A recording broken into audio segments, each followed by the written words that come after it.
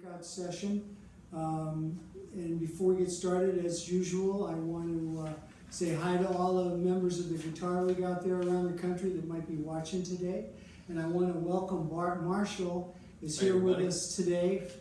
He's the president of the local chapter, the Phoenix chapter of Guitar League.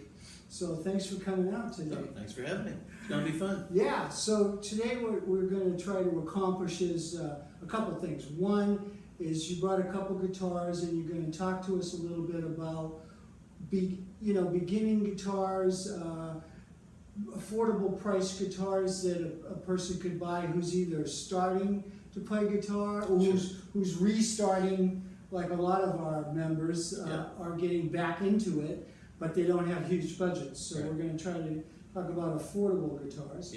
And then we're going to ask you to do a little introduction to fingerpicking class. And we're going to kind of break this up into probably 2 sessions today. Yeah, because we try to do the breakout sessions in like 20 to 30 minutes apiece, and it might last a little longer. Right. So before we start all of that stuff, why don't you tell us about the Guitar League and how you got involved in it? Be happy to. Well, actually, in my right hand here, I have a copy of an article that I read in the Acoustic Guitar magazine. It's the edition was August of 2018, so pretty much 2 years ago, right? So inside this article, it talked about Guitar League, what it is, how it got started, and I encourage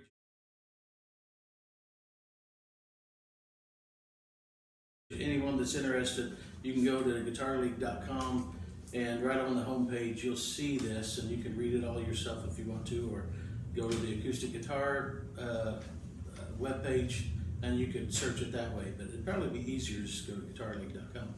Anyway, this talks about the 3 people that originally started in Syracuse, New York. The 3 individuals that started Guitar League was Jim Horseman, Dick Ward, and Lauren Beringer. And Syracuse, New York is the founding mothership, let's call it. So this article gives contact information for Jim Horseman. So Jim, even though he was one of the founding members in Syracuse, he's since moved to Asheville, and they started a new chapter there as well. But I read the article, it gave me the contact information, I called Jim, and with his assistance, and Dick Ward, his assistants, we basically got the Phoenix, Arizona Guitar League up and running within just a couple months. So we've actually been going now for almost 2 years. Unfortunately, the last 4 or 5 months, because of the COVID virus, we haven't been able to meet physically. But be that as it may, we've got a membership of about 35 people now in the Arizona chapter.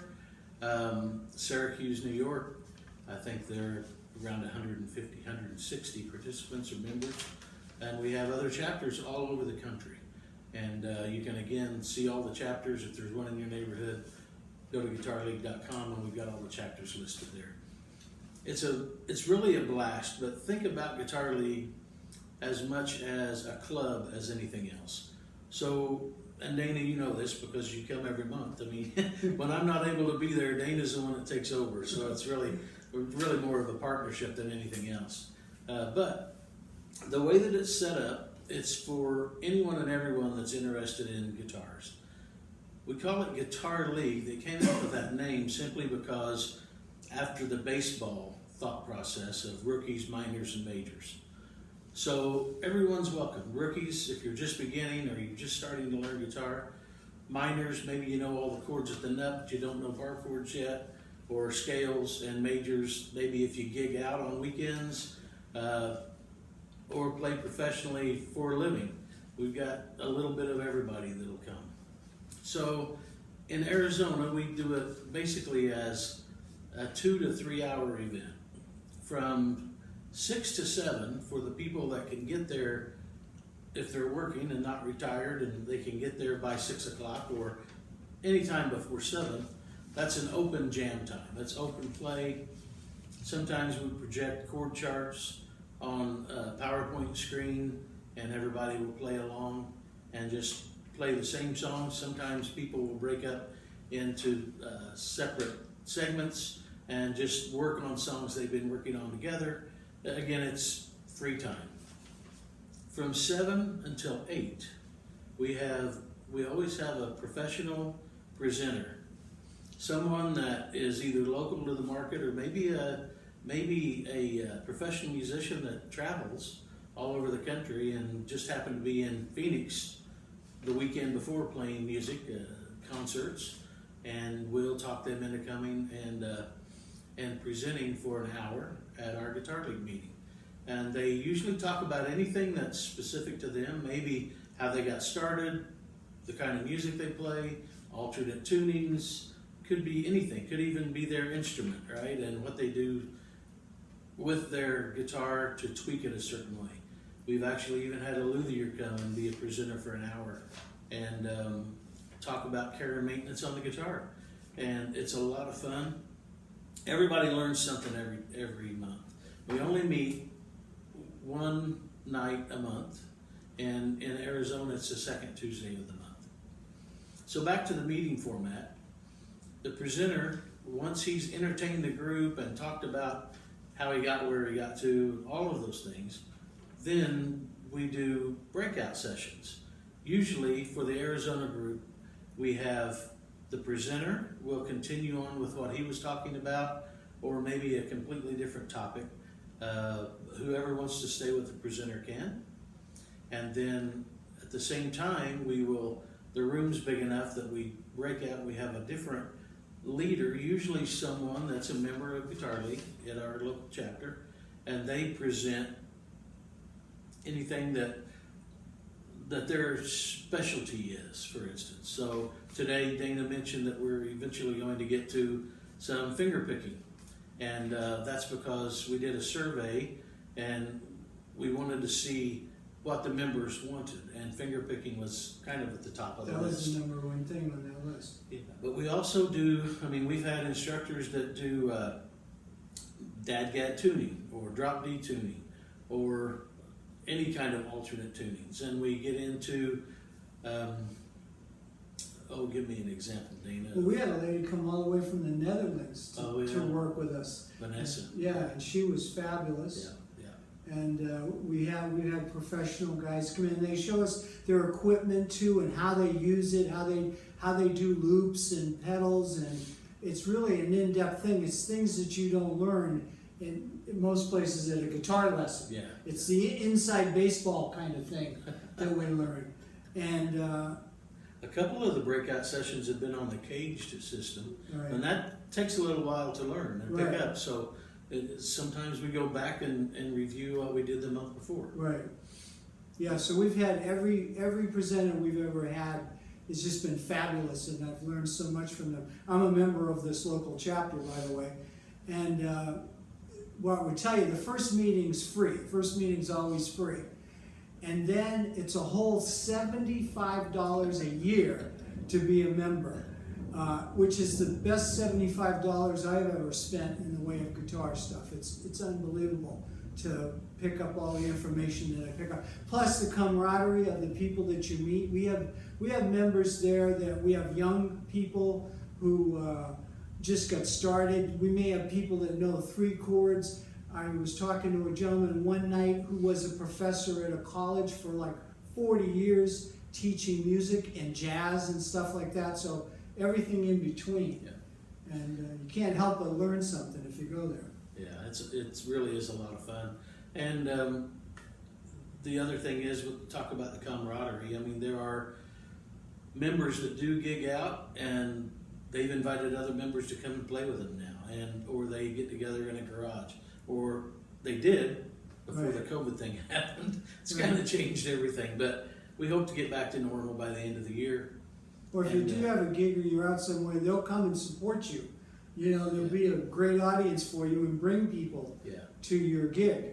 So it's just a great organization. Yeah, and then talking about, again, we mentioned that there are chapters all across the United States. If by chance you're on vacation and you're in Asheville, North Carolina, and it just happens to be their time of the month that they're having a meeting, if you're a member in one of the Guitar League chapters, you're a member in all of them. So, you know, you get email updates on what's going on, when the next meeting's going to be, although in the Arizona group, like I mentioned, it's always the second Tuesday of the month. But you can also always go to the guitarleague.com website, and if there are any changes to the protocol or the meetings or a different presenter, then that's where we're going to have that mentioned, and you can drill into each chapter, and it's a real easy page to navigate. And right now, where nobody's around the country is really able to meet much, we're doing Zoom meetings and Facebook kind of meetings, and so we attend meetings in Nashville and Syracuse and Boston and Dallas and all over the place. We're doing a lot of traveling without leaving the house, actually. Yeah, I mean, for instance, last month, the one for Dallas, the presenter was in Los Angeles. The chapter that presented that group for the group was in Texas, and people from all over the United States got to watch it. So there's value to that, but you do honestly miss the relationships. I mean, the internet's a great thing. It allows us to keep things moving along, keep people excited. But there's really nothing like being in a room with 30 or 40 other guitar players and you know, the camaraderie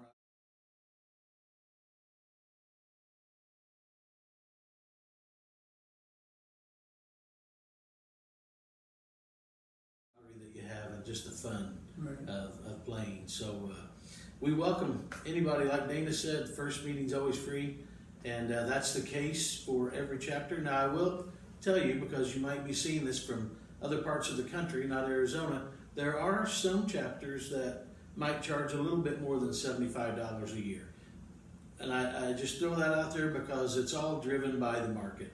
I've been able to negotiate a really good rate at the hotel, the Marriott Courtyard, that we meet at, and for the last 2 years, we've got a rate where I can, you know, afford to get both of their conference rooms, pull the wall back, and have plenty of room for everybody, and it works out great. So we're keeping it at $75 a year.